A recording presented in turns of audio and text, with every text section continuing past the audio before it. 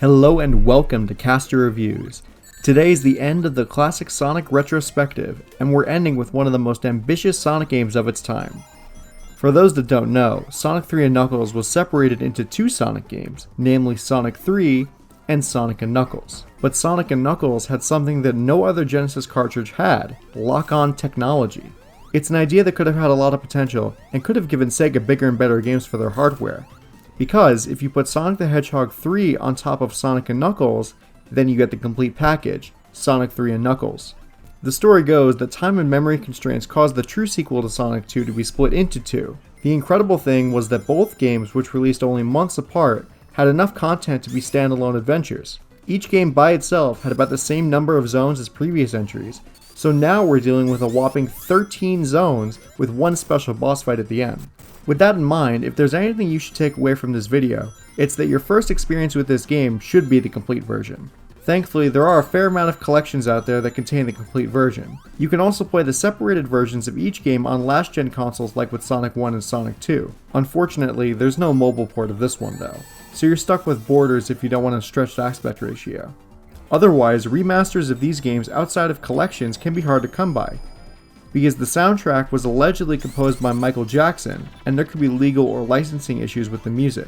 I'm playing this game off of Steam, which I would highly recommend. The last generation ports of Sonic the Hedgehog 3 and Sonic & Knuckles replaced Sonic 3's save feature with their own shitty one, which I will get more into later. Without further ado, let's take a look at what many consider the definitive classic Sonic game.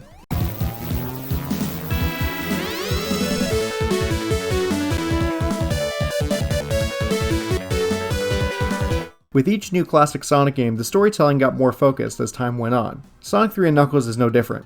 While there are no animated cutscenes, characters do interact with each other, and Sonic 3 makes the series feel more like it's in a living, breathing world. The levels seamlessly transition between each other in cool ways, like having Angel Island getting set on fire. But that brings us to the story as a whole.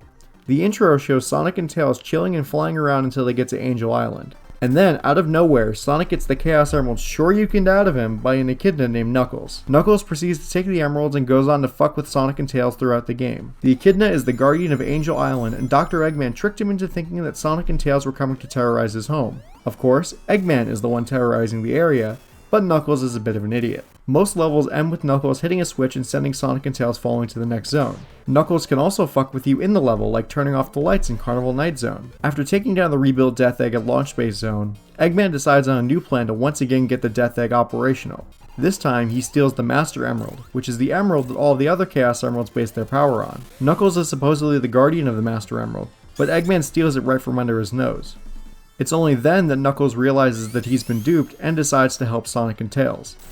If the player manages to get all of the Chaos Emeralds, a special final boss opens up where Super Sonic destroys the returning Death Egg robot and returns the Master Emerald to its rightful place and restores Angel Island to what it once was. So yeah, the story is more intricate than before, yet it's still simple enough to fit as the story in a platformer of the time.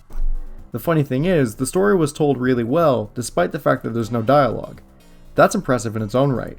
As you can see, Sonic 3 and Knuckles is certainly more grounded presentation-wise when compared to Sonic CD.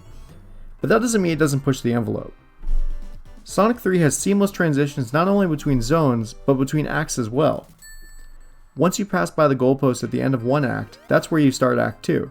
The other cool thing is that Act 2 of a zone is very different and distinct from Act 1, like dealing with the aforementioned power outages in Carnival Night Zone and going through Egyptian tombs in Sandopolis Zone. Speaking of Sandopolis Zone, once you get to the Sonic and Knuckles portion of the game, the level design gets to be fucking atrocious. Did you know that Sonic games have a 10-minute time limit?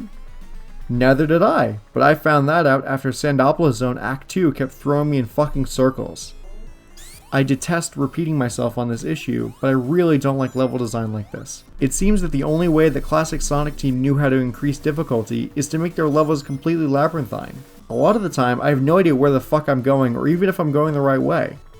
Keep in mind, that's only in the later zones. The earlier zones, while large, aren't necessarily as winding as before. But really, constantly complaining about confusing level design in classic Sonic is like complaining about fireballs in Street Fighter. They're never going away, and for some people that's why they got into the game in the first place. Additionally, saying that classic Sonic games are terrible and always have been because of the level design is a hot take that I do not want to be a part of. Thankfully, we live in a world of nuance, where I can say that while there are some moments and zones where the level design shits the bed, Most of the time, it's exhilarating high-speed fun.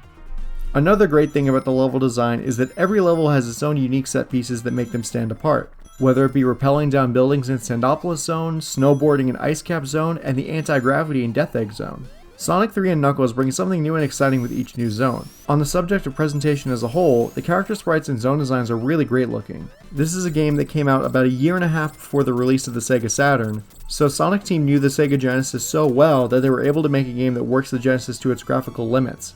It's like this game is in some sort of limbo where it probably wouldn't pass for a Saturn game, but it looks miles better than what the Genesis has to offer. In addition to the graphics, the music is also incredible. There were some zone themes that were allegedly composed by Michael Jackson, but actually a lot of the zone themes were composed by Jun Sano, who would actually go on to be the main composer of the Sonic series in the future. It wasn't just the presentation that got an upgrade, the gameplay had a few changes too. The super peel out from Sonic CD is gone, and zones are back to being 2 acts apiece. Sonic now has this thing called the Insta Shield, which offers protection for a few frames if you hit the jump button after already jumping. I found it kinda awkward to use in the sense that I rarely got it to work properly. One of the biggest additions gameplay wise here is the fact that Sonic is no longer the only playable character. In Sonic 2 and the updated Sonic CD, Tails can be played solo, but here Knuckles is also a playable character. Knuckles is incredibly fun to use, he can glide in the air and climb up walls.